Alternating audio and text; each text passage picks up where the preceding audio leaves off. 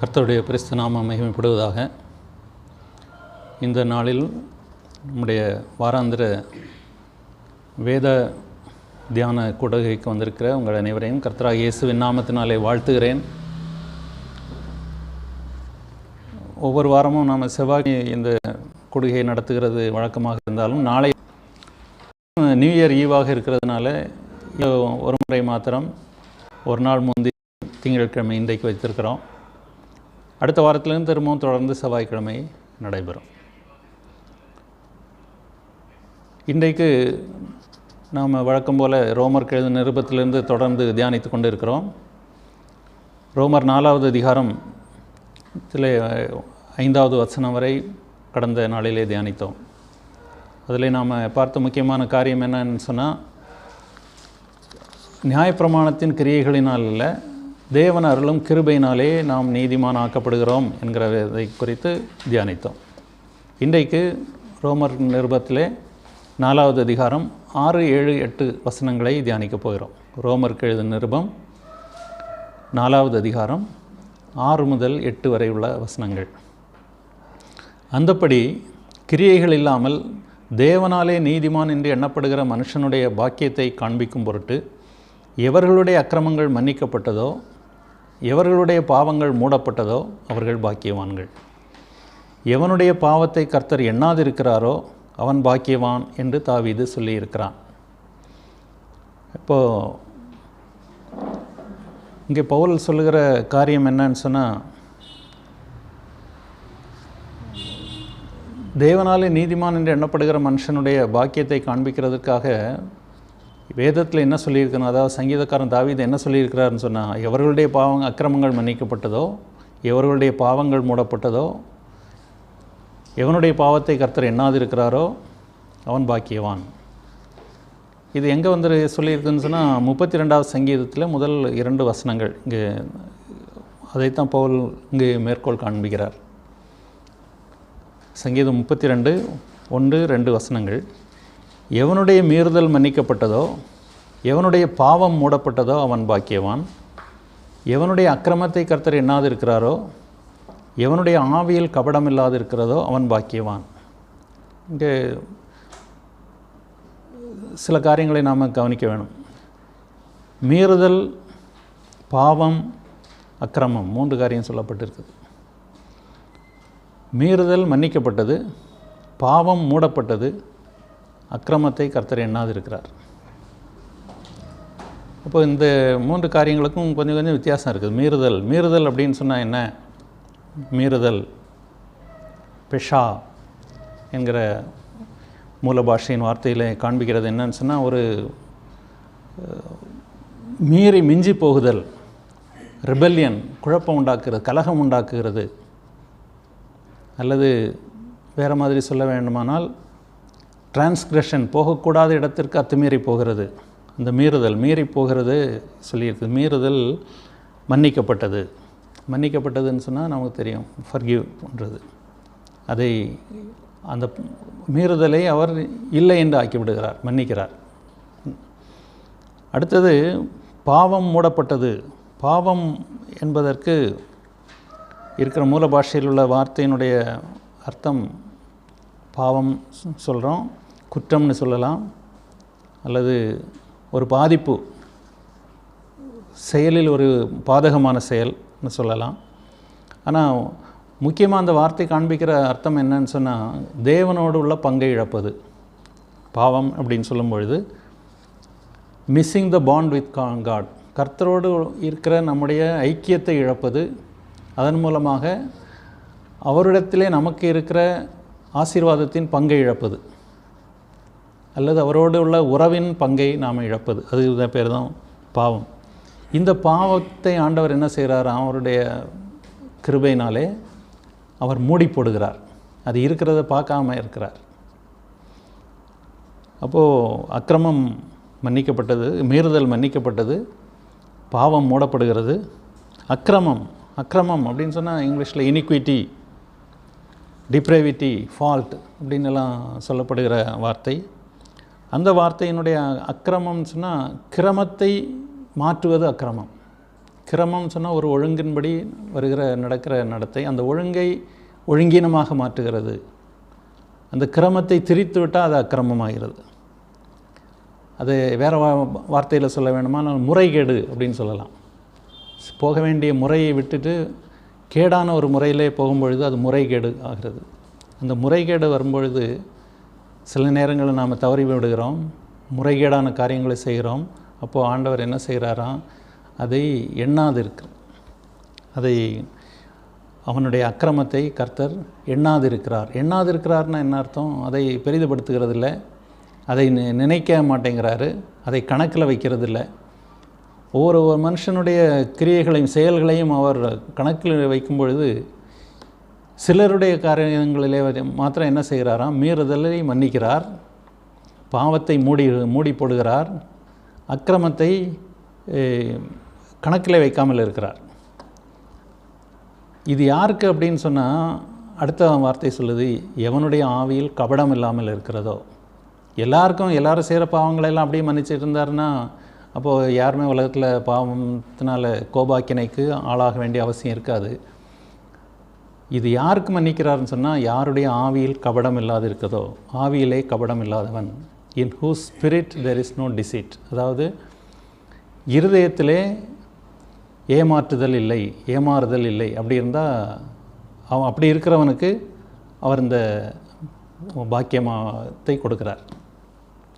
அப்போ ஆவியில் கபடம் இல்லாதவன்னா என்ன?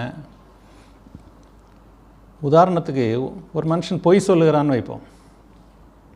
அந்த பொய் சொல்லுகிறான்னு சொன்னால் அவனுக்கு என்ன அர்த்தம், அதிலேருந்து என்ன தெரியுதுன்னு சொன்னால், அவனுடைய மனதிலே உண்மை என்னங்கிறது அவனுக்கு தெரியும். ஆனால் அதை திரிச்சு வஞ்சனையாக அவன் வேற மாற்றி சொல்லுகிறான் பொய். அப்போ இருதயத்தில் இருக்கிறது என்னங்கிறதை தெரிந்து தன்னுடைய கபடத்தினாலே அதை பொய்யாக மாற்றி பேசுகிறவன் பொய்யன். ஆனால் அப்படி அவன் இருதயத்தில் இருக்கிறத வேண்டுமென்றே மாற்றி சொன்னால் அதை அவனுக்கு ஆண்டவர் இப்பொழுது மேலே சொன்ன மீறுதலை மன்னிக்கிறது, பாவத்தை மூடி போடுகிறது, அக்கிரமத்தை எண்ணாது இருக்கிறது, அதெல்லாம் அவனுக்கு கிடையாது. தன்னுடைய இருதயத்தை வஞ்சித்து தவறான வழியிலே போகிறவனுக்கு இதை சொல்லவில்லை. ஆனால் இன்னொரு கூட்டம் இருக்குது. என்னன்னு சொன்னால், ஆவியிலே கபடம் இல்லாதவர்கள், ஆவியிலே உண்மையாக இருக்கிறவர்கள், அவர்களும் சில நேரங்களில் தவறுகிறாங்க. எப்படி தவறுகிறாருன்னா, ஒரு உண்மை என்னங்கிறது இருதயத்தில் தெரியும். அந்த உண்மையை சொல்லணும்னு தான் அவர்களுக்கு மனதில் நினைக்கிறாங்க. ஆனால் சூழ்நிலையை கண்டு ஒரு பயம் வந்து அந்த பயத்தினால மாற்றி சொல்லிட்டு வருத்தப்படுறாங்க, சொல்லிட்டோமே. அது மாதிரி ஒரு தவறு செய்யும் பொழுது ஆவியிலே ஏவப்படுகிற காரியம் என்னன்னு சொன்னால், அவர்கள் சரியான வழியிலே போக வேணும், கரெக்டானது, அக்கிரமம் செய்யக்கூடாது, கிரமமாக செய்ய வேணும், கர்த்தருடைய பங்கை இழக்க செய்கிறதை செய்யக்கூடாது. இந்த எண்ணத்தோடு தான் இருக்கிறாங்க. ஆனால் அந்த சூழ்நிலை வரும்பொழுது அவர்களுடைய பலவீனத்தின் காரணமாக, மாம்சீக பலவீனத்தின் காரணமாக தவறி போய்விடுகிறவர்களை பற்றி தான் இங்கே சொல்லியிருக்குது. இவர்களுடைய ஆவியிலே கபடம் இல்லாது இருக்கிறதோ. அப்போது சங்கீதம் 3:32-1-2 சொல்லுகிறது என்னன்னு சொன்னால், தேவன் அவருடைய கற்பனையை மீறி தவறு செய்யும் போது பொறுத்து கொள்ளுகிறார்,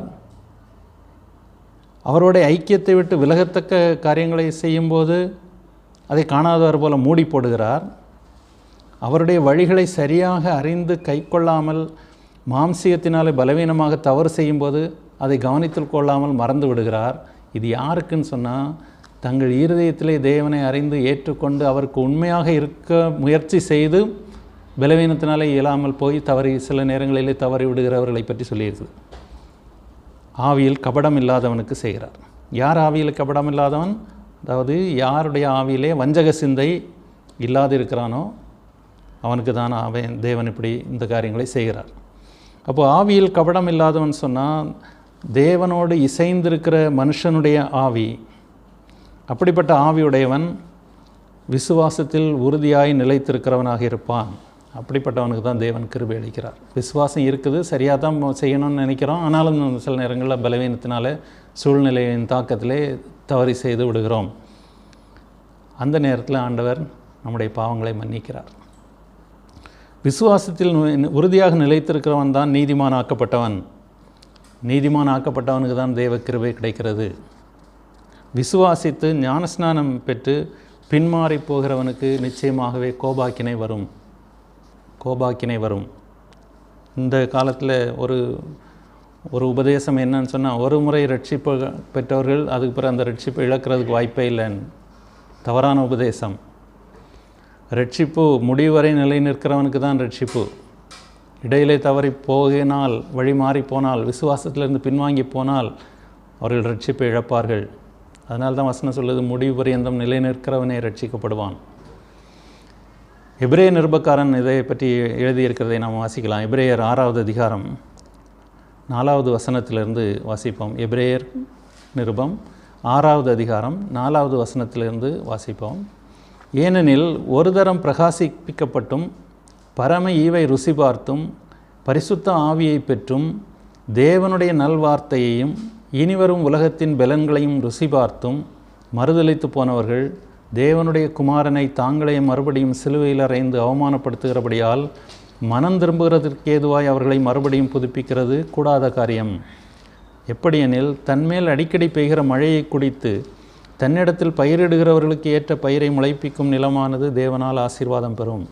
முள்செடிகளையும் முள்பூண்டுகளையும் முளைப்பிக்கிற நிலமோ தகாததாயும் சபிக்கப்படுகிறதுக்கு ஏதுவாயும் இருக்கிறது. சுட்டெரிக்கப்படுவதே அதன் முடிவு. ஒரு முறை ரட்சிக்கப்பட்டவன் ரட்சிப்பை இழக்கிறது இல்லைங்கிறதெல்லாம் அது சரியான உபதேசம் அல்லங்கிறதை தெளிவாக காண்பிக்கிற வேத பகுதி இது. ஒரு தரம் பிரகாசிப்பிக்கப்பட்டும் இயேசு கிறிஸ்துவின் முகத்தில் உள்ள அவருடைய மகிமையின் அறிவாகிய ஒளியை ஒருவன் பெற்றுக்கொண்டால் அவன் தேவனை அறிந்து கொள்ளுகிறான். அதுதான் பரம ஈவு. ரட்சிப்பு என்று வச்சிருக்கிறாரே, அந்த ரட்சிப்பை உணர்ந்து கொள்ளுகிறான். பரிசுத்த ஆவியானவரை பெற்றுக்கொள்ளுகிறான். தேவனுடைய வார்த்தை வசனத்தை அவன் தியானித்து பரிசுத்தாவியின் ஒத்தாசையோடு அதனுடைய அர்த்தங்களை புரிந்து கொண்டு தேவனை பற்றிய அறிவிலை வளர்ந்து கொண்டு இருக்கிறான். விசுவாசம் அவனுக்குள்ளே வளர்ந்து கொண்டு இருக்கிறது. இப்படி இருக்கிறவன் திரும்பவும் உலகம் கொண்டு வருகிற சூழ்நிலைகளினாலோ அல்லது தவறான உபதேசங்களின் கேட்டோ இந்த முதல் பெற்ற விசுவாசத்தை மறுதலிப்பார்களானால் அவன் ரட்சிப்பில் நிலைத்து நிற்பது முடியாத காரியம். எப்படின்னு சொன்னால் அதுக்கு ஒரு உதாரணம் சொல்கிறார். எப்படி எனில் தன்மேல் அடிக்கடி பெய்கிற மழையை குடித்து, ஒரு நிலத்தில் நல்ல மழை பெய்யுது, தண்ணி இருக்குது. அப்போது அந்த நிலத்தில் என்ன தான் வளர வேணும்னு அந்த பயிர் செய்கிறவன் அல்லது அந்த விவசாயி நினைக்கிறான்னு சொன்னால் நல்ல செடிகள், கனிதரும் செடிகள் அல்லது அவனுக்கு பிரயோஜனமானவைகள் வளர வேணும்னு எதிர்பார்க்கிறான். அப்படி வளர்ந்ததானால் அவன் அந்த நிலத்தின் மேல் பிரியமாக இருக்கிறான். ஆனால் முட்செடியும் முட்பூண்டும் தான் அந்த தண்ணியை குடித்து வளர்ந்ததுன்னு சொன்னால் அதை அவன் வெட்டி அக்கினியில் தான் போடுவது, எரிகிற நெருப்பில் தான் போடுவான். சுட்டெரிக்கப்படுவதே அதன் முடிவு. அதனால தான் ஆண்டவர் சொன்னார், நல்ல கனி கொடாத மரமெல்லாம் வெட்டுண்டு அக்கினியிலே போடப்படும். நாம் ஒரு தடவை ஞானஸ்நானம் பெற்றிருக்கிறோம், விசுவாசித்து ஏற்றுக்கொண்டு ஞானஸ்நானம் பெற்றுட்டோம், அதனாலே நம்முடைய கனிகளினால் அறிவீர்கள்னு அதனால தான் வசனம் சொல்லியிருக்கு. அவர்களுடைய கனிகளினால் அறிவீர்கள். நம்முடைய கனி நல்ல கனி இல்லாமல் இருந்தால் வெட்டுண்டு அக்கினியிலே போடப்படுவோம். சங்கீதம் 130 3வது வசனம். கர்த்தாவே, நீர் அக்கிரமங்களை கவனித்திருப்பீர், ஆனால் யார் நிலை நிற்பான்? ஆண்டவரே, உமக்கு பயப்படும்படிக்கு உம்மிடத்தில் மன்னிப்பு உண்டு. ஒருவேளை கர்த்தர் விசுவாசிக்கிறவனுக்கு, அவரை ஏற்றுக்கொண்டவனுக்கு ரட்சிப்பை கொடுக்கிறார், பரிசுத்தாவியை கொடுக்கிறார். இனிமேல் அவன் தவறே செய்யக்கூடாது, தவறு செய்தால் அவனுக்கு ஆக்கினை தீர்ப்பு அப்படின்னு சொன்னால் யார் நிலை நிற்பான்? கர்த்தாவே, நீர் அக்கிரமங்களை கவனித்திருப்பீரானால் யார் நிலை நிற்பான்? அந்த ரட்சிப்பின் காரியத்தை ஆண்டவர் செய்துட்டு அவர் எதை பார்க்கிறார்னு சொன்னால், எதை கவனிக்கிறார்னு சொன்னால், அவனுடைய இருதயத்திலே அந்த ரட்சிப்புக்கு அவன் கொடுத்துருக்கிற ஸ்தானம் என்னங்கிறத பார்க்குறார். மாம்ச பலவீனத்தினால் செய்யப்படுகிற தவறுகளை அவன் இருதயபூர்வமாக மனப்பூர்வமாக ஏற்றுக்கொண்டு செய்கிறவனாக இருந்தால் அவன் இருதயத்திலே கபடம் உள்ளவன், ஆவியிலே கபடம் உள்ளவன். அதை கர்த்தர் ஏற்றுக்கொள்ளுகிறதில்லை, அங்கீகரிக்கிறதில்லை. ஆனால் இருதயத்திலே சத்தியத்தை ஏற்றுக்கொண்டு அந்த சத்தியத்தின்படி நடக்கிறதுக்கு முடிவு செய்து கொண்டு முயற்சி செய்து மாம்ச பலவீனத்தினால் சில நேரங்களிலே தவறி போகும் பொழுது இயேசுவின் இரத்தம் அவனுடைய பாவங்களை சுத்திகரிக்கிறது. பாவங்களை கழுவி அவனை சுத்திகரிக்கும். எவன் தன்னுடைய பாவங்களை அறிக்கை செய்து விட்டு விடுகிறானோ அவன் இரக்கம் பெறுவான் என்று சொல்லியிருக்குது. அப்போது அக்கிரமங்களை ஆண்டவர் கவனித்து அதை கவனத்தில் வைக்காமல் என்ன செய்கிறாராம்? மீறுதல்களை மன்னிக்கிறார், பாவத்தை மூடி போடுகிறார், அக்கிரமத்தை கணக்கில் வைக்காமல் இருக்கிறார். யாருக்கு அப்படின்னு சொன்னால், இருதயத்திலே சுத்தம் உள்ளவனுக்கு. இருதயத்திலே சுத்தம் உள்ளவர்கள் பாக்கியவான்கள். அதே தான் இங்கே 32வது சங்கீதத்தில் சொல்லியிருக்கிற, ஆவியிலே கபடம் இல்லாத இருக்கிறவன் பாக்கியவான். உமக்கு பயப்படும்படிக்கு 130 சங்கீதம் 4வது வசனத்திலே வாசிச்சிருக்கோம். உமக்கு பயப்படும்படிக்கு உம்மிடத்தில் மன்னிப்பு உண்டு. இந்த பயம், கர்த்தருக்கு பயப்படுகிற பயம் வேறு, உலக காரியங்களுக்கு நாம் பயப்படுகிற பயம் வேறு. 2 விதமான பயம் இருக்கிறது. ஒன்று தி ரெவரன்ஷியல் ஃபியர், கனம் பண்ணும்படியாக கனத்திற்குரியவர்களை பார்த்து நாம் கொடுக்குற மரியாதை கலந்த ஒரு பயம், பயபக்தி அப்படின்னு சொல்லுகிறான். அதுதான் நாம் தேவனுக்கு காண்பிக்கிற பயம். இன்னொரு பயம் திருடனுக்கு போலீஸ் பார்த்து வருகிற பயம், தண்டனை உண்டாகும் அப்படிங்கிற இதனால் வருகிற பயம். இந்த 2 பயத்துக்கும் வித்தியாசம் உண்டு. யாரே என்கிற வார்த்தை யாரே அப்படின்னு சொன்னால் ரெவரன்ஷியல் ஃபியர், பயபக்தி. பகாட் அப்படின்னா இன்னொரு பயம், அது என்ன? தண்டனை வரும் அப்படிங்கிற பயம். ஒரு சிறுவன் அவனுக்கு பிடிக்காத அல்லது அவன் பயப்படுகிற மாதிரி ஒரு மிருகத்தை முன்னால் பார்த்தான்னு சொன்னால் ஒரு பயம் வரும், அது வேறு பயம். ஆனால் அவன் ஏதோ தவறு செய்கிறதுக்கு எண்ணம் வரும்பொழுது அவனுடைய தகப்பனையோ அல்லது ஸ்கூல் டீச்சரையோ பார்க்கும்பொழுது ஒரு பயம் வரும். இந்த 2 பயத்துக்கும் வித்தியாசம் இருக்கிற மாதிரி கர்த்தருக்கு பயப்படுகிற பயம், நாம் அவரை கனம் பண்ணுகிறது அவர் கனத்திற்குரியவருங்கிற எண்ணத்தினாலேயும் அவரிடத்தில் நம்ம மன்னிப்பு உண்டு, அதனால் நாம் அந்த ரட்சிப்பிலை நிலை நிற்க முடிகிறது என்கிறதை உணரும்பொழுது வருகிற பயம் கலந்த பக்தி அல்லது பக்தி கலந்த பயம், அந்த ரெவரன்ஷியல் ஃபியர். தெய்வ பயம் மனுஷனுக்கு இருக்கிறதற்கான முக்கியமான காரணம் தேவனிடத்திலே மன்னிக்கிற குணம் இருக்கிறது. மன்னிக்கிறது தேவனிடத்தில் தான் இருக்குது. தேவன் மாத்திரம்தான் முழுமையாக மன்னிக்க முடியும். எப்படி ஆண்டவர் தான் மன்னிக்க முடியும்? மனுஷனுடைய பாவத்தை மன்னிக்கும் அதிகாரம் தேவனுக்கு மாத்திரமே உண்டு. எப்படி அதை சொல்ல முடியும்? எனக்கு விரோதமாக ஒருவன் ஒரு தீமை செய்தால் அந்த தீமை செய்தவனுக்கு மன்னிக்கிறதற்கு அதிகாரம் எனக்கு உண்டு. ஆண்டவர் யார்? சர்வத்தையும் சிருஷ்டித்தவர், சர்வத்துக்கும் அதிகாரி, சர்வத்தையும் ஆண்டு நடத்துகிறவர். அவருடைய சித்தத்தின்படி எதையும் செய்ய முடியுங்கிறது உண்மைதான். ஆனால் தேவன் அவர் தாம் நியமித்த நியமங்களை அவர் மீறுகிறதில்லை, பிரமாணங்களை அவர் மீறுகிறதில்லை. அவர் நீதியும் நியாயமும் உள்ளவர். தம்முடைய வார்த்தை, சத்திய வார்த்தைக்கு அவர் உண்மை உள்ளவர். சத்தியத்தின்படியே அவர் இருக்கிறார், அதனால தான் அவர் பரிசுத்தர். 1 பேதுரு 2வது அதிகாரம் 24வது வசனம், நாம் பாவங்களுக்கு செத்து நீதிக்கு பிழைத்திருக்கும்படிக்கு அவர்தாமே தமது சரீரத்திலே நம்முடைய பாவங்களை சிலுவையின் மேல் சுமந்தார், அவருடைய தழும்புகளால் குணமானீர்கள். நாம் பாவங்கள்லாம் செய்திருக்கிறோம். ஆனால் அதிலிருந்து எப்படி மீட்கப்பட்டவன் சொன்னால், நம்முடைய பாவங்களை அவர் கல்வாரி சிலுவையிலே சுமந்து கொண்டார். சுமந்து கொண்டதுனால நம்முடைய பாவங்களெல்லாம் நம்மிடத்திலிருந்து அவரிடத்தில் போயிட்டுது. அவருடைய தழும்புகளால் குணமானீர்கள் அப்படின்னு சொன்னால், அவர் சுமந்து கொண்ட பாவ காயங்களாக வந்தது எல்லாம் ஆறி போய் அந்த பாவங்கள் நீக்கப்பட்டு விட்டது. நம்முடைய பாவங்களை அவர் சுமந்தார். அப்படியானால் நம்முடைய பாவங்களால் பாதிக்கப்பட்டவர் யாருன்னு சொன்னால், இரட்சகராகிய இயேசு சிலுவையிலே நம்முடைய பாவங்களால் பாதிக்கப்பட்டார்.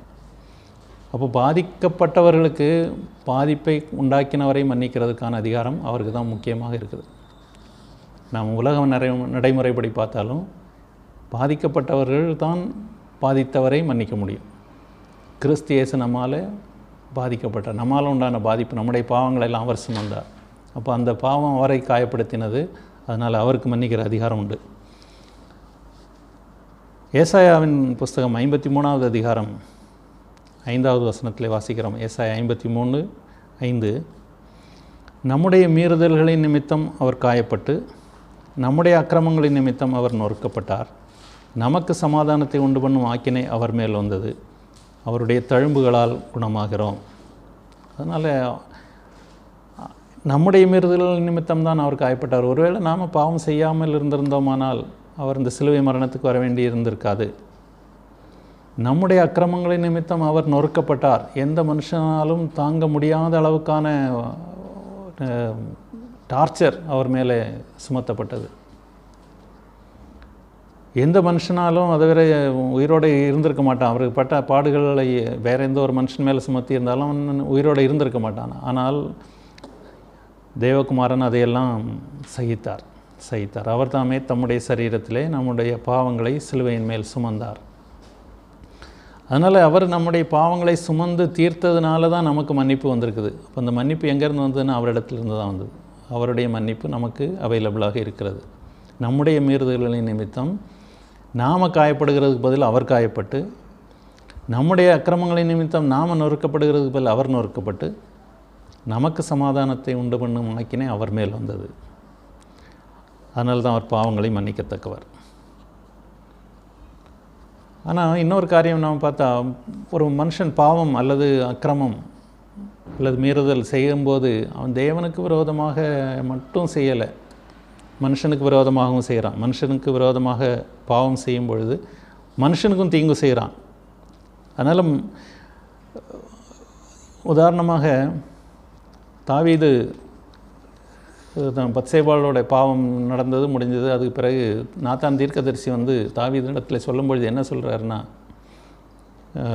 நீ அவனுடைய செய்த அக்கிரமத்தை அவனுக்கு உணர்த்தும் பொழுது தாவீது சொல்லுகிறது, நான் தேவனுக்கு எதிராகவே பாவம் செய்தேன். சங்கீதம் 51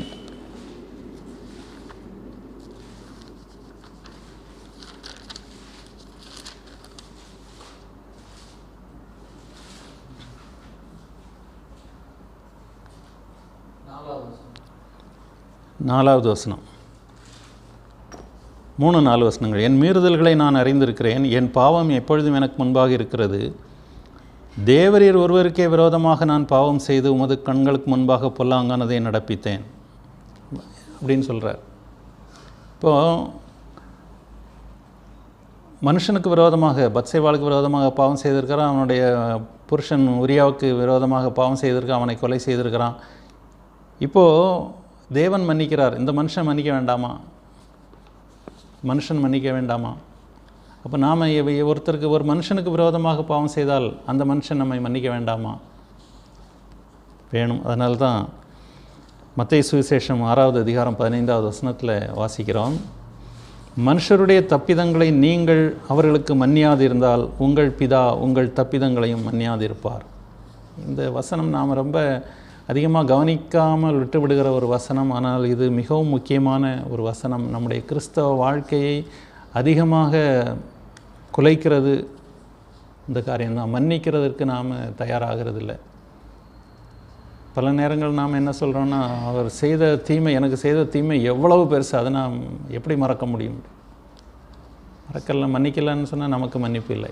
இந்த வசனம் தெளிவாக சொல்லுது, மனுஷருடைய தப்பிதங்களை நீங்கள் அவர்களுக்கு மன்னியாதிருந்தால் உங்கள் பிதா உங்கள் தப்பிதங்களையும் மன்னியாதிருப்பார். அப்போ நாம் மன்னிக்கப்பட வேண்டுமானால் நாம் மன்னிக்கிறதுக்கு தயாராக வேண்டும், நாம் மன்னிக்கிறவர்களாக இருக்க வேண்டும். ஏசாயா 43வது அதிகாரம் 25வது வசனத்தில் வாசிக்கிறோம். ஏசாயா 43:25, நானே உன் மீறுதல்களை என் நிமித்தமாகவே குலைத்து போடுகிறேன், உன் பாவங்களை நினையாமலும் இருப்பேன், உன் பாவங்களை நினையாமலும் இருப்பேன். முதுகுக்கு பின்னால் எறிந்து போட்டேன், கடலின் ஆழத்தில் போட்டு விட்டேன் அப்படின்லாம் சொல்கிறார்.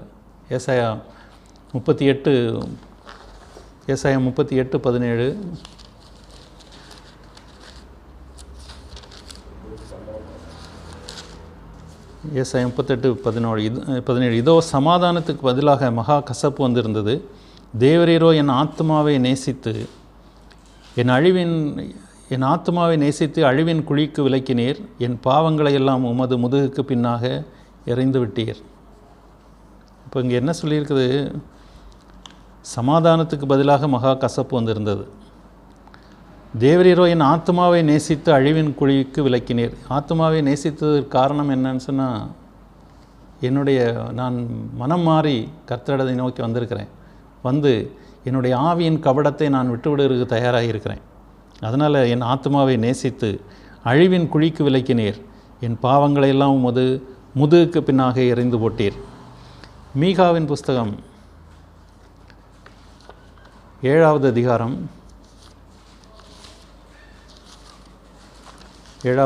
19வது வசனம். மீகா 7:19. அவர் திரும்ப நம்மேல் இறங்குவார், நம்முடைய அக்கிரமங்களை அடக்கி நம்முடைய பாவங்களை எல்லாம் சமுத்திரத்தின் ஆழங்களில் போட்டு விடுவார். சமுத்திரத்தின் ஆழங்களில் போட்டு விடுவார். ஏசாயா எழுதுகிறார், அவர் முதுகுக்கு பின்னால் எறிந்து விடுவார். மீகா எழுதுகிறார், சமுத்திரத்தின் ஆழங்களில் போட்டு விடுவார். திரும்ப அதை அவர் நினைக்கிறதில்லை. இதையே எபிரேய நிருபக்காரன் எழுதுகிறத பார்க்குறோம். எபிரேயர் 10வது அதிகாரம் 16-17 வசனங்கள். எபிரேயர் 10வது அதிகாரம் 16-17 வசனங்கள். அந்த நாட்களுக்கு பின்பு நான் அவர்களோட பண்ணும் உடன்படிக்கையாவது, நான் என்னுடைய பிரமாணங்களை அவர்களுடைய இருதயங்களில் வைத்து அவைகளை அவர்களுடைய மனதில் எழுதுவேன் என்று கர்த்தர் சொல்லுகிறார் என்று உரைத்த பின்பு, அவர்களுடைய பாவங்களையும் அவர்களுடைய அக்கிரமங்களையும் நான் இனி நினைப்பதில்லை என்பதை சொல்லுகிறார். இங்கேயும் எபிரேய நிருபக்காரன் எழுதும்பொழுதும், நான் அவர்களோட பண்ணும் உடன்படிக்கையாவது என்னுடைய பிரமாணங்களை அவர்களுடைய இருதயங்களில் வைத்து அவைகளை அவர்களுடைய மனதில் எழுதுவேன் என்று கர்த்தர் சொல்லுகிறார். இருதயத்திலே நாம் எந்த பிரமாணங்களை ஏற்றுக்கொண்டு இருக்கிறோம், கர்த்தர் கொடுத்த அந்த பிரமாணங்களை நம்முடைய மனதில் எழுதி அதுக்கு உண்மையாக இருக்கிறதுக்கு நாம் முடிவு செய்திருக்கிறோமா? அப்படி இருந்தால் அவர்களுடைய பாவங்களையும் அவர்களுடைய அக்கிரமங்களையும் நான் இனி நினைப்பதில்லை என்று கர்த்தர் சொல்கிறார். ஆண்டவர், நான் என்னுடைய பிரமாணங்களை அவர்களுடைய இருதயங்களிலே வைத்து அவர்களுடைய மனதில் எழுதுவேன் என்று சொன்னதை நாம் எப்படி புரிந்து கொள்ள வேணும்னு சொன்னால், சீனாய் மலையில் மோசே கர்த்தரோடு 40 நாட்கள் இருந்து என்னெல்லாம் ஆண்டவர் நடப்பித்தாரோ அதே மாதிரி அவரை விசுவாசிக்கிறவர்கள் ஒவ்வொருவருக்கும் செய்வேன்கிறார். ஆண்டவர் முதல்ல மோசேக்கு பிரமாணங்களை எழுதி கொடுத்தார். சீனாய் மலையில் 40 நாள் இருந்து பிரமாணங்களை 2 பலகைகளில் ஆண்டவரே எழுதி கொடுத்தார். அதை வாங்கிட்டு கீழே மோசே இறங்கி வருகிறார். வரும்பொழுது அங்கே ஜனங்கள் விக்கிரக ஆராதனையில் ஈடுபட்டு இருக்கிறார்கள். அதை பார்த்து கோபப்பட்டு அந்த பலகையை உடைச்சி போட்டார். எதனால் உடைச்சி போட்டார்? அவர் பார்த்த காரியங்கள், தேவனுக்கு விரோதமான நடவடிக்கைகளை பார்த்து அவரால் பொறுக்க முடியல, உடைச்சிட்டார். ஆண்டவர் சொல்கிறார், திரும்ப சீனாய் மலைக்கு மேலே வான்னு சொல்லி கூப்பிட்றார்.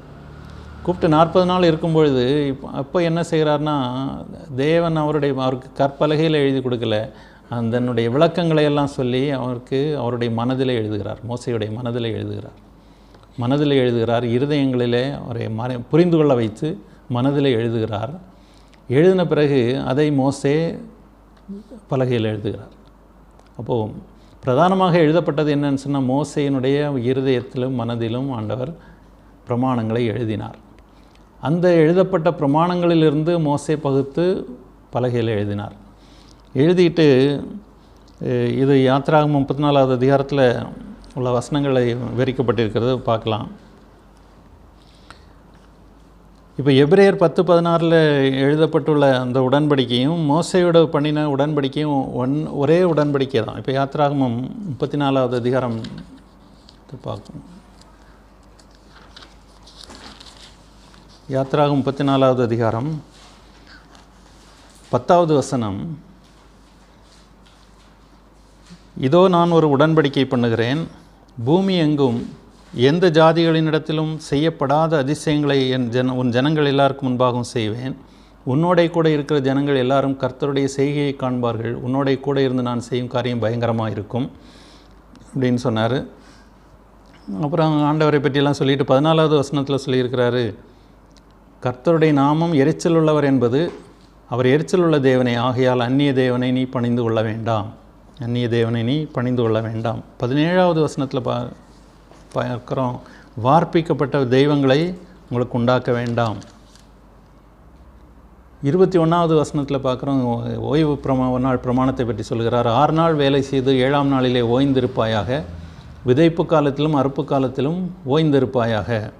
21வது வசனம். அப்புறம் 24வது வசனத்தில், நான் புறஜாதிகளை உங்கள் முன் நின்று துரத்திவிட்டு உங்கள் எல்லைகளை விஸ்தாரமாக்குவேன். வருஷத்தில் 3 தரம் உங்கள் தேவனாகிய கர்த்தருடைய சந்நிதிக்கு முன்பாக காணப்பட போயிருக்கும்போது ஒருவரும் உங்கள் தேசத்தை இச்சிப்பதில்லை.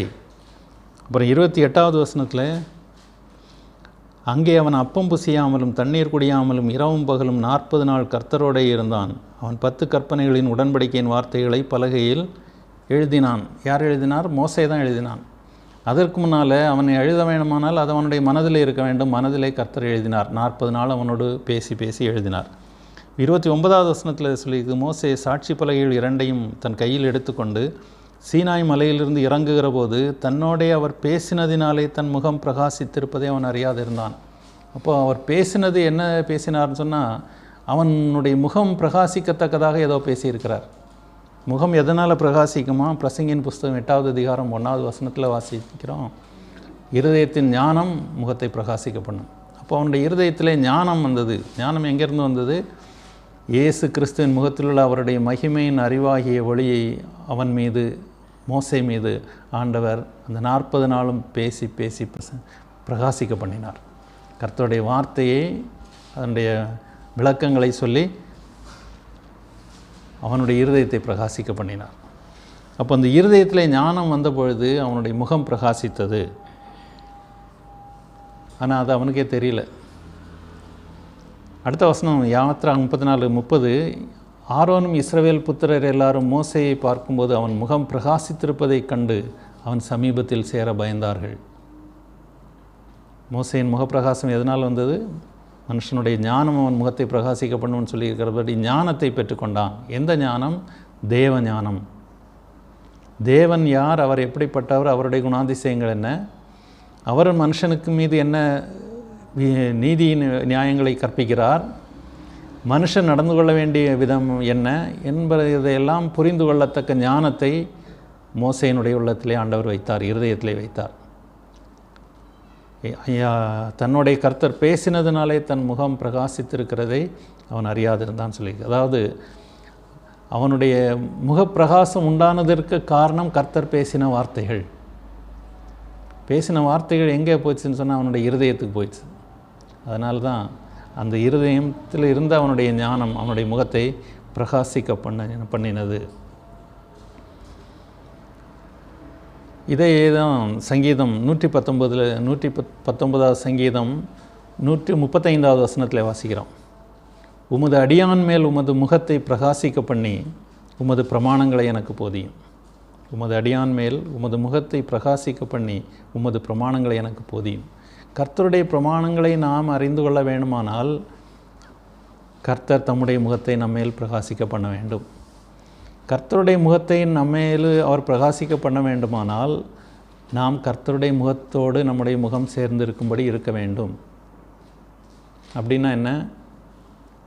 இதை தான் ஆண்டவர் மோசேயின் மூலமாக ஆண்டவர் கொடுத்தார். உபாகமத்தில் சொன்னார், இஸ்ரவேலை கேள், உன் தேவனாகிய கர்த்தர் ஒருவரே கர்த்தர்.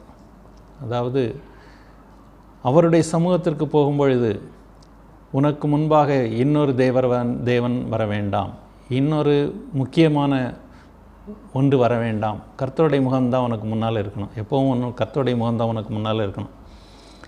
அப்படி அவருடைய முகம் எனக்கு முன்னால் இருக்குமானால் இயேசு கிறிஸ்துவின் முகத்தில் உள்ள அவருடைய மகிமையின் அறிவாகிய ஒளி என்னுடைய முகத்திலே படும். இயேசு கிறிஸ்துவின் முகத்தில் உள்ள அவருடைய மகிமையின் அறிவாகிய ஒளி எனக்கு நேராக வரும். அப்போ நான் பிரகாசிப்பிக்கப்படுவேன். அதை தான் சங்கீதக்காரன் எழுதுகிறான், உமது அடியான் மேல் உமது முகத்தை பிரகாசிக்க பண்ணி உமது பிரமாணங்களை எனக்கு போதியும். இப்போ கர்த்தருடைய வார்த்தையில் தான் இயேசு கிறிஸ்துவின் முகம்ங்கிறது அவருடைய வார்த்தை தான்ங்கிறது ஏற்கனவே பார்த்துருக்கோம். அப்போ அவருடைய வார்த்தை தான் அவருடைய பிரமாணங்கள். அந்த வார்த்தையில் தான் பிரமாணங்கள் இருக்குது. அந்த பிரமாணங்களை போதிக்கும் பொழுது, அந்த வார்த்தைகளை நாம் அறிந்து கொள்ளும் பொழுது நமக்கு ஞானம் உண்டாகிறது. அந்த ஞானம் நம்முடைய முகத்தை பிரகாசிக்க பண்ணுகிறது. அப்போ அவர் என்ன செய்தார்? முகத்தை மோசேயின் முகத்தோடே வைத்து அவர் தமது பிரமாணங்களின் வார்த்தையை பேசின போது அதை கேட்ட மோசேயின் இருதயம் ஞானத்தை பெற்றது, முகம் பிரகாசமடைந்தது. சங்கீதம் 80:7வது வசனத்திலையும் 19வது ஒரே வசனம் தான், 7:19 சேனைகளின் தேவனாகிய கர்த்தாவே எங்களை திருப்பி கொண்டு வாரும், உமது முகத்தை பிரகாசிக்க பண்ணும், அப்பொழுது ரட்சிக்கப்படுவோம். வார்த்தைகள் எவ்வளவு கரெக்டாக சொல்லியிருக்கு பாருங்கள். முகத்தை பிரகாசிக்க செய்கிறது, ஞானம் இருதயத்திலே வருகிறது. இருதயத்திலே ஞானம் இருக்கும்படியாக ஆண்டவர் தம்முடைய முகத்தில் இருக்கிற அவருடைய மகிமையின் அறிவாகிய ஒளி நம்ம மீது பிரகாசிக்க பண்ணுகிறார். இப்போ என்ன சொல்கிறாருன்னா, அப்பொழுது ரட்சிக்கப்படுவோம். அப்போ நமக்கு ரட்சிப்பு எங்கேருந்து வருதுன்னு சொன்னால், தேவனுடைய வார்த்தையை அறிகிற அறிவினாலே, அல்லது தேவனுடைய வார்த்தையை அறிகிற அறிவினாலே நாம் என்ன பெற்றுக்கொள்கிறோம்னு சொன்னால், தேவனை அறிகிற அறிவை பெற்றுக்கொள்கிறோம். தேவனை அறிகிற அறிவை பெற்றுக்கொள்ளும் பொழுது நமக்கு என்ன உண்டாகிறதுன்னு சொன்னால், முகம் பிரகாசிக்கிறது. முகம் பிரகாசிக்கிறதுங்கிறத வேறு மாதிரி சொல்ல வேணுமானால், நமக்குள்ளே விசுவாசம் பெருகுகிறது. முகம் எப்பொழுது இருளடையும்? ஒரு தோல்வி வரும்போது இருளடையும், பயம் வரும்போது இருளடையும். முகத்தில் பிரகாசம் எப்போ உண்டாகும்? மகிழ்ச்சி உண்டாகும்போது, சந்தோஷம் உண்டாகும்போது, வெற்றி பெறும்போது பிரகாசம் உண்டாகும். அப்போது விசுவாசம் நம்மையில் காணப்படும். நம்முடைய முகத்தில் விசுவாசத்தின் ஒளி காணப்படும், வெளிச்சம் காணப்படும்.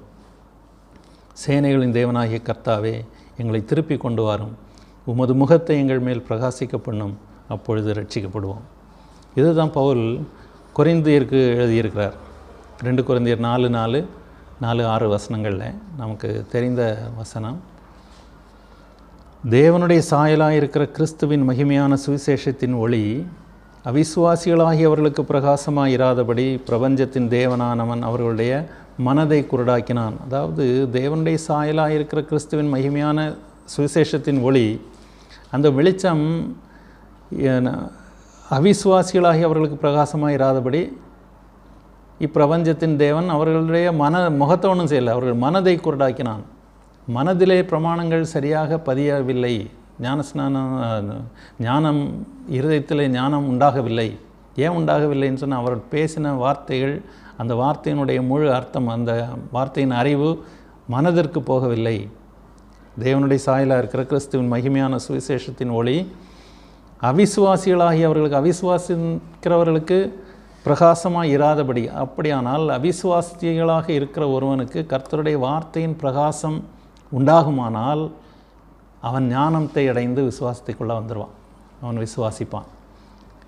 அதை சொல்லிட்டு அடுத்த வசனம் சொல்ல, இருளிலிருந்து வெளிச்சத்தை பிரகாசிக்க சொன்ன தேவன் இயேசு கிறிஸ்துவின் முகத்தில் உள்ள அவருடைய மகிமையின் அறிவாகிய ஒளியை தோன்ற பண்ணும் பொருட்டாக எங்கள் இருதயங்களிலே பிரகாசித்தார். எப்படி எங்கள் இருதயங்களிலே பிரகாசித்தார்? ஏன்னா நாங்கள் அவிசுவாசிகளாக இராமல் விசுவாசிக்கிறவர்களாக இருக்கும்படி நாங்கள் ஏற்றுக்கொண்டோம். அதனால தான் விசுவாசம் ரொம்ப முக்கியமாக இருக்குது. கிருபையை பெற்றுக்கொள்ள வேணுமானால் நாம் கர்த்தரை விசுவாசிக்கிறது ரொம்ப முக்கியமானதாக இருக்கிறது. இயேசு கிறிஸ்துவனுடைய முகம் என்பது கர்த்தருடைய வார்த்தை தான். கர்த்தருடைய வார்த்தையை இயேசு என்னன்னு சொல்கிறாரு? ஜீவ அப்பம் அப்படின்னு சொல்கிறார். ஜீவ அப்பம். யோவான் 6வது அதிகாரம் 47-48 வசனங்கள். யோவான் சுவிசேஷம் 6வது அதிகாரம் 47-48 வசனங்கள். என்னிடத்தில் விசுவாசமாக இருக்கிறவனுக்கு நித்திய ஜீவன் உண்டு என்று மெய்யாகவே மெய்யாகவே உங்களுக்கு சொல்லுகிறேன். ஜீவ அப்பம் நானே. என்னிடத்தில் விசுவாசமாக இருக்கிறவனுக்கு, இப்போ யார் விசுவாசிக்கிறார்களோ அவர்கள்தான் கர்த்தருடைய வார்த்தையை பெற்றுக்கொள்ள முடியும், சரியாக பெற்றுக்கொள்ள முடியும். அப்படி யார் பெற்றுக்கொள்ளுகிறார்களோ அவர்களுக்கு தான் நித்திய ஜீவன். அதனால தான் யோவான் 17:3 சொல்லுது, ஒன்றான மெய் தேவனாகிய உம்மையும் நீர் அனுப்பினவராகிய இயேசு கிறிஸ்துவையும் அறிவதே நித்திய ஜீவன். அவரிடத்தில் விசுவாசமாக இருக்கிறவனுக்கு நித்திய ஜீவன் உண்டு. தேவனை அறிகிறதுனாலே, அறிந்து ஏற்றுக்கொண்டு அங்கீகரித்து அவரோடு ஐக்கியப்பட்டு இருக்கிறவனுக்கு தான் ஜீவன், நித்திய ஜீவன் உண்டு என்று மெய்யாகவே உங்களுக்கு சொல்லுகிறேன். அப்படி இருக்கிறவன் அந்த ஜீவனிலே நிலைத்திருக்க வேணுமானால் அவனுக்கு ஜீவனுக்கு ஏற்ற ஆகாரம் தேவை. ஜீவனுக்கு ஏற்ற ஆகாரம் தேவை. அதுதான் ஆண்டவர் சொல்கிறாரு, ஜீவ அப்பம் நானே. வார்த்தையான தேவன் சொல்கிறாரு, ஜீவ அப்பமாகிய வார்த்தை நான் தான். நானே வானத்திலிருந்து இறங்கின ஜீவ அப்பம். யோவான் 6வது அதிகாரம் 51வது வசனத்தில் சொல்லியிருக்குது, நானே வானத்திலிருந்து இறங்கின ஜீவ அப்பம். இந்த அப்பத்தை புசிக்கிறவன் என்றென்றைக்கும் பிழைப்பான். என்றென்றைக்கும் பிழைப்பான்னு சொன்னால் நித்திய ஜீவனை பெறுவான். நான் கொடுக்கும் அப்பம் உலகத்தின் ஜீவனுக்காக நான் கொடுக்கும் என் மாம்சமே என்றார். நானே வானத்திலிருந்து இறங்கின ஜீவ அப்பம். என் மாம்சத்தை புசித்து என் இரத்தத்தை பானம் பண்ணுகிறவனுக்கு நித்திய ஜீவன் உண்டு, கடைசி நாளிலே நான் அவனை எழுப்புவேன் சொல்லியிருக்கிறார். அப்போ இயேசுதான் வார்த்தையான தேவனாகிய கிறிஸ்து, மாம்சமாகிய உலகத்திலே பிறந்த இரட்சகர். அவருடைய வார்த்தையாகிய ஜீவ அப்பத்தை உட்கொள்ளுகிறவர்களுக்கு ஜீவன் உண்டு. இந்த ஜீவ வார்த்தையை நாம் அறிந்து கொள்ளும்படியாக தேவன் தமது பரிசுத்த ஆவியை நமக்கு தந்திருக்கிறார். இந்த ஜீவ அப்பமாகிய தேவனுடைய வார்த்தையை நம் உலக ஞானத்தின்படி அறிந்து கொள்ள முடியாது. தேவனுடைய வார்த்தையின் ஆழத்திற்குள்ளே நாம் போக வேண்டும், போய் அறிந்து கொள்ள வேண்டும். அறிந்து கொள்ள வேண்டுமானால் நமக்கு கற்றுத்தருகிறதற்கு ஒரு ஆவிக்கேற்ற ஞானம் உள்ளவர் தேவை. அப்படி ஆவிக்கேற்ற ஞானம் உள்ளவர் பரிசுத்த ஆவியானவர். அவர் தேவனுடைய ஆழங்களை எல்லாம் ஆராய்ந்திருக்கிறார்னு வசனம் சொல்லுது. தேவனுடைய ஆழங்களை எல்லாம் ஆராய்ந்து அறிந்திருக்கிற பரிசுத்த ஆவியானவர் அவருடைய சித்தத்திலே இருக்கிறவைகளே கர்த்தருடைய வார்த்தையான தேவன் என்ற கிறிஸ்துவுக்குள்ளே இருக்கிறது தேவனுடைய ஆழங்களில் உள்ளது, தேவனுடைய சித்தத்தில் உள்ளது. அதை நமக்கு விளக்கி காண்பிக்கிறதற்கு தேவன் பரிசுத்த ஆவியானவரை நமக்கு கொடுத்திருக்கிறார். யோவான் 7வது அதிகாரம் 38-39 வசனங்கள். வேத வாக்கியம் சொல்லுகிறபடி என்னிடத்தில் விசுவாசமாய் இருக்கிறவன் எவனோ அவன் உள்ளத்திலிருந்து ஜீவ தண்ணீர் உள்ள நதிகள் ஓடும் என்றார். ஜீவ தண்ணீர் உள்ள நதிகள் ஓடும். அவரிடத்தில் விசுவாசமாக இருக்கிறவனுக்கு, என்னிடத்தில் விசுவாசமாக இருக்கிறவன் எவனோ அவன் உள்ளத்திலிருந்து ஜீவ தண்ணீர் உள்ள நதிகள் ஓடும். எந்த நதிகள்? எந்த நதிகளாம்? தம்மை விசுவாசிக்கிறவர்கள் அடைய போகிற ஆவியை குறித்து இப்படி சொன்னார் அப்படின்னு சொல்லியிருக்குது. இந்த ஜீவ தண்ணீராகிய சத்திய ஆவியானவர் நம்மை சகல சத்தியங்களுக்குள்ளும் நடத்தி தேவனை நாம் அறிந்து கொள்கிறதற்கு உதவி செய்கிறார். தேவனை அறிகிற அறிவுதான் நித்திய ஜீவன். இந்த நித்திய ஜீவனை நாம் பெற்றுக்கொள்ள வேண்டுமானால் பரிசுத்த ஆவியானவர் நமக்கு சத்தியத்தை அறியும் அறிவை கொடுக்கிறதற்காக நமக்குள்ளே இருக்கிறார். இப்பொழுது நம்முடைய வேலை என்னன்னு சொன்னால், அந்த ஜீவ அப்பம் எதற்காக கொடுத்துருக்கிறான்னு சொன்னால் அது அன்றாட ஆகாரமாக வேண்டியது அவசியம். இந்த ஜீவ அப்பம் நம்முடைய தினசரி உணவாக, தினமும் நாம் சாப்பிடுகிற உணவாக இருக்க வேண்டியது அவசியம். அதனால தான் இதை இஸ்ரவேல் ஜனங்களை எகிப்திலிருந்து மீட்டு கூட்டிக் கொண்டு வரும்பொழுது அவர்களுக்கு வனாந்தரத்திலே கொடுக்கப்பட்ட மன்னாவுக்கு ஒப்பிட்டு சொல்லுகிறது உண்டு. இப்போது யாத்திராகமம் 16வது அதிகாரம் 4வது வசனம்.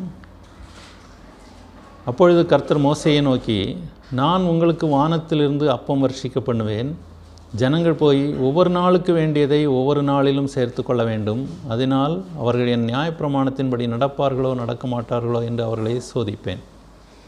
இந்த வசனம் என்ன சொல்லுதுன்னு தான், கர்த்தர் மோசேயை நோக்கி சொல்கிறார், நான் உங்களுக்கு வானத்திலிருந்து அப்பம் வர்ஷிக்க பண்ணுவேன்.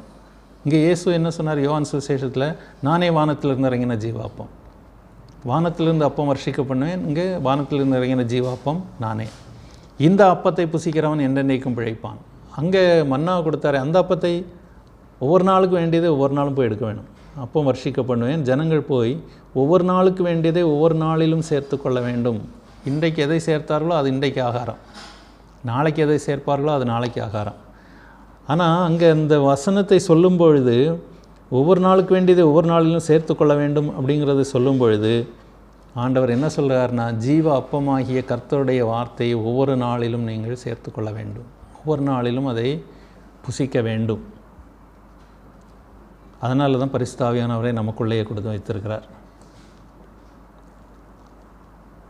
அதனால் என்ன செய்வாராம்? அதனால் அவர்கள் என் நியாயப்பிரமாணத்தின்படி நடப்பார்களோ நடக்க மாட்டார்களோ என்று அவர்களை சோதிப்பேன். ஒவ்வொரு நாளுக்கு வேண்டிய ஜீவ அப்பத்தை நாம் அனுதினமும் உட்கொள்ளுகிறவர்களாக இருந்தால், நாம் வழி தவறும் பொழுது, வழி மாறி போக சூழ்நிலை வரும்பொழுது பரிசுத்த ஆவியானவராலே நாம் கண்டித்து உணர்த்தப்படுவோம். அப்படி உணர்த்தப்படும் பொழுது நாம் உடனே ஆவியானவர் காண்பிக்கிற வழியிலே போகிறோமா இல்லையா என்கிறதை நாம் கவனிக்க வேணும். அதனால தான் சொல்கிறாரு, என்னுடைய பிரமாணத்தை அவர்கள் அதை கீழ்ப்படிவார்களோ இல்லையோ என்பதை நான் பார்ப்பேன்னு சொல்கிறார். பரிசுத்த ஆவியானவர் காட்டுகிற வழி. அதனால தான் வசனம் சொல்லுது, மேலும் எவர்கள் தேவனுடைய ஆவியினால் நடத்தப்படுகிறார்களோ அவர்கள் தேவனுடைய புத்திரராக இருக்கிறார்கள். நாம் தேவனுடைய புத்திரராக இருக்க வேண்டுமானால், அல்லது தேவனுடைய கிருபையை பெற்றவர்களாக இருக்க வேண்டுமானால், விசுவாசத்தின் மூலமாக அவருடைய வழியை பின்பற்றுகிறவர்களாக நாம் இருக்க வேண்டுமானால் நாம் செய்ய வேண்டியது, தேவனுடைய ஆவியானவருடைய வழியை பின்பற்ற வேண்டும். எவர்கள் தேவனுடைய ஆவியினாலே நடத்தப்படுகிறார்களோ அவர்கள் தேவனுடைய புத்திரராக இருக்கிறார்கள். யார் தேவனுடைய புத்திரர்? தேவனை விசுவாசித்து ஆவியானவர் காட்டுகிற சத்திய பாதையில் நடக்கிறவர்கள். இவர்களை தான், இப்படி இருக்கிறவர்களை தான் தேவன் நீதிமான்கள் அப்படின்னு சொல்கிறார். நீதிமான்கள் என்று அழைக்கிறார். ஆவியினாலே நடத்தப்படாதவர்கள் அவர்கள் நீதிமான்களாக முடியாது. இந்த ஆவியினாலே நடத்தப்படுகிறவர்கள் தங்கள் கிரியைகளினால் அல்ல, விசுவாசத்தினாலே நீதிமான்களாக்கப்படுகிறார்கள். இதை தான் அந்த கிரியைகளை எல்லாம் தான் நாம் ஏற்கனவே பார்த்தோம். ஆவியினால் நடத்தப்படாதவர்கள் தேவனுடைய பிரமாணங்களை அறியாதவர்களாக இருக்கிறாங்க. அவர்களுக்கு ஆக்கினை தீர்ப்பு உண்டு. இதை தான் மீகா தீர்க்கதரிசி எழுதியிருக்கிறார், முன்னறிவித்திருக்கிறார். எப்போ முன்னறிவித்தார்?